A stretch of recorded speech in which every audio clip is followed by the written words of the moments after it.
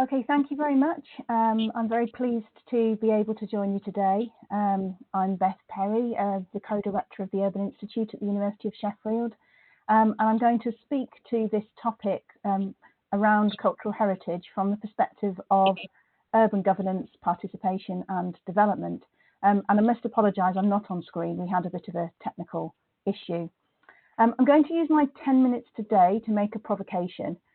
Namely that the question of effective utilisation is not actually neutral, and really we need to repoliticise this when we consider how cultural heritage research linked to sustainable development challenges can actually be mobilised together.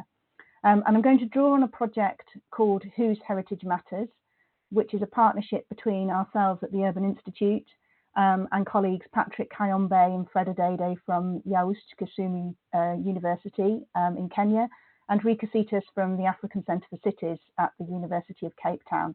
And both Patrick and Rika are also on this call. So I'm going to tell you a little bit about our project before showing why and how we need to challenge and open up this black box of effective utilisation. And I think this builds really nicely on what Alison has just been talking about. Could you change the slide, please? So Whose Heritage Matters is a 2-year project funded as part of the British Academy's Sustainable Development Programme.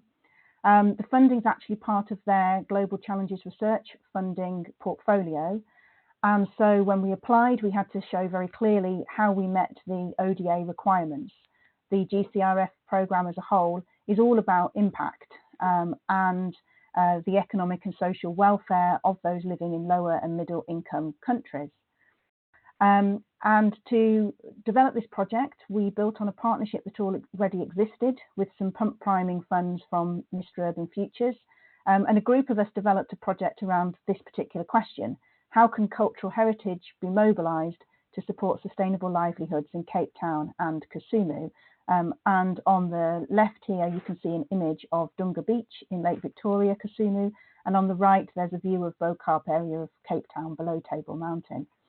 And to undertake this project, we embraced the ethos and methodology of co-production, trying to develop a research design that engaged people in the design, delivery and forward planning of the work. A commitment to action research. In other words, we identified a very practical issue that was of concern to decision makers and community groups, particularly in light of the Sustainable Development Goals, which we've heard a lot about today, around both poverty reduction and cultural heritage preservation. And we wanted to use creative interventions to engage people using arts and humanities methods, such as exhibition photography and film, because we felt that those were both appropriate to revealing different values and ways in which we could engage beyond more traditional participatory action research methods. So our original idea for the project was that we'd have 3 phases. We would map different heritage values, undertake a process of making heritage representations, and then mobilise this evidence to inform policy and practice, and particularly speak back to the Sustainable Development Goals. Could you change the slide, please, Hannah? Thank you. And amongst our team, we identified 3 shared problem areas. Firstly, we based the project on a recognition of the fact that heritage is not singular, linear or fixed. We were interested in the perspectives from critical heritage studies around the kind of multiple heritage meanings and values and the sort of different temporalities that cultural heritage could hold, both in terms of its relevance for the present, its potential for the future, and its preservation in relationship with the past. We were also keen to unpick and rethink what we mean by sustainable livelihoods, taking into account that sustainable livelihoods are often only seen in very narrow economic terms. And we wanted to shift this discourse around livelihoods to thinking about sustainable lives. And actually, I think Alison spoke very elegantly to that topic now in summarising some of Sen's work and the concept of well-being and how it plays into these ideas of what a better or a good life might be. And the third critical issue for us was around intersectional issues. And this raised the question around whose heritage matters, which is the key focus of our project. And the 2 key things that cut across this was a recognition that plurality matters in terms of how we understand heritage and heritage values that different sites and tangible and intangible practices have, and that means there's also potential for contestation in how we think about cultural heritage and its effective mobilisation. Could I have the next slide, please? So this gives rise to the first provocation, really: effective utilisation for whom? If cultural heritage is plural, if it's contested, if we cannot assume a simple linearity, then we also need to assume that the question of effective utilisation is equally contested and plural. In our research, we found tensions between these three key areas around the assumptions about tourism-led economic development, about the need to survive in the everyday for communities and Indigenous groups living in and around these sites, and in the tensions between preserving the past, living in the present, and looking to the future. For instance, we undertook a series of interviews. My colleague Rika Cetus undertook these interviews in Cape Town with a number of different cultural practitioners, artists, and policy makers in Cape Town City Council. And there were four key things that really came out there. The first was really re-emphasising this idea, this misconception that cultural heritage is fixed as opposed to fluid, and that it changes over time and in different contexts.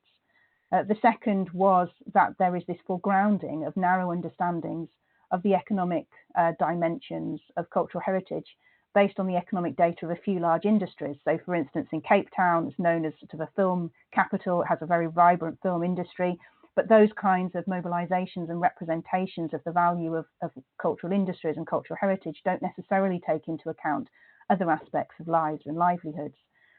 The interviews and the process of research so far has really reinforced this kind of overstated link between tourism and tourism economies that rely on international elites, which can run the risk of sidelining locally relevant forms of cultural heritage that are so important for well-being and the sense of belonging for locals. And of course, particularly now at the current moment when Cape Town's tourism industry under COVID is under crisis, we really see the sort of challenges of a tourism-based model for the protection and preservation of both tangible and intangible heritage.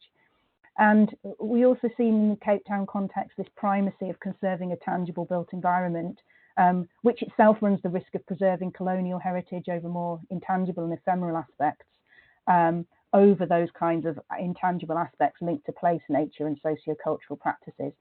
And those kinds of issues play out in very particular sites. Here I'm sort of making a connection also with what Mike was talking about in terms of the power and place, and the importance of thinking about cultural heritage and the just city. So in Cape Town, for instance, we are about to start a process of generating creative provocations around how cultural heritage matters now, particularly under COVID, in the Great Moor Street site, which is a kind of arts and cultural venue in an area grappling with its colonial past and contemporary issues of conflicting heritage values. And some of these conflicts can also be manifest through particular issues with sites in Kisumu. So we're working around 4 different cultural heritage sites in Kisumu, one of which is Semikaila, which is an old hill fort in Kisumu County in Kenya with these 6 stone-walled enclosures. And there have been a lot of efforts to protect and preserve the site but over time, but the local community has been selling stones from the walls to local and international building companies as there's been historically no alternative income. So our Kenyan colleagues, Patrick and Fred, have been working with the local community around Semikaila to set up a community-based organisation to help get community investment in protecting the site and creating alternative incomes. But there's a real struggle there about articulating the cultural value of a site to a community that's focused on surviving in the everyday and the need to socially reproduce their day-to-day lives. So really what we see in these examples, and I've only given a couple, is that there are many different ways we can understand what effective utilisation might mean. From a heritage perspective, we might see that as being about preservation and conservation. From a community perspective, we might see that about survival and the generation of incomes for everyday life. From a sort of policy perspective, we might see that about effective utilisation in terms of increasing visitor numbers and boosting the tourism economy. And all of those things are in even greater tension under the current crisis. And I think this also starts to speak back to the Sustainable Development Goals agenda itself. A lot of our work as a team has been looking at Sustainable Development Goal 11 around resilient urban and sustainable communities. One of the sub-goals there, 11.4, is about safeguarding the world's cultural and natural heritage. Elsewhere, the goal 4.7 is about contributing to sustainable development. Goal 8.9 is about creating jobs and promoting local culture. And obviously there are wider goals around poverty reduction. But these couple of instances from our case studies really show how those different goals land in particular places and the kinds of tensions and contradictions that are posed. Could you change the slide, please, Hannah? And so my last slide is really coming on to this question of then how do we think about effective utilisation? And we would argue that this is a question for research design from the outset, not an add-on at the end. And I'm sure I'm speaking to the converted here very much. Our approach has focused on co-production of the research as a way of working together by involving people throughout.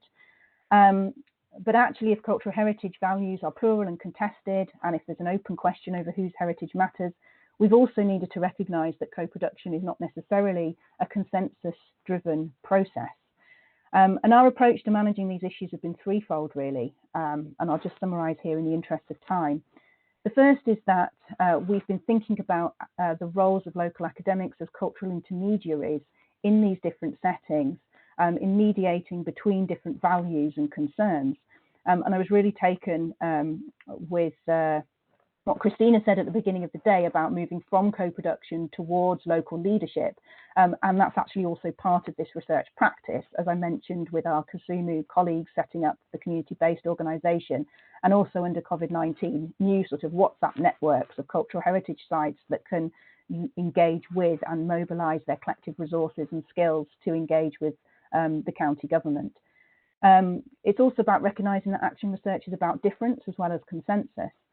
And then finally, to foreground this idea of, well, what are we really co-producing, particularly at a distance? And COVID-19 has raised a whole series of difficult issues for us as a research project operating at a distance.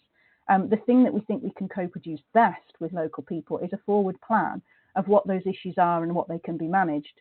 So our co-production isn't necessarily seeking to impose a particular solution that mobilises cultural heritage in a very linear way, but that visibilises some of the tensions and trade-offs and puts the voice of community groups alongside those of decision makers through creating different kinds of forums where people can share views and discuss the implications of these challenges and tensions in a more mediating space. So this isn't necessarily about co-producing research, but co-producing impact. And in the terms of this seminar, what effective utilisation might actually mean itself. We're seeing now that we're seeing effective utilisation as being about a mobilisation of a critical and a shared space for discussion, rather than what we rather naively promised to our funders, direct impacts on jobs created for women in particular communities. And this kind of impact is far more intangible, but nonetheless really important if we want our cultural heritage and sustainability research not just to legislate through providing particular solutions, but rather to open up these contested spaces for dialogue and discussion. And I'll stop there. Thank you very much.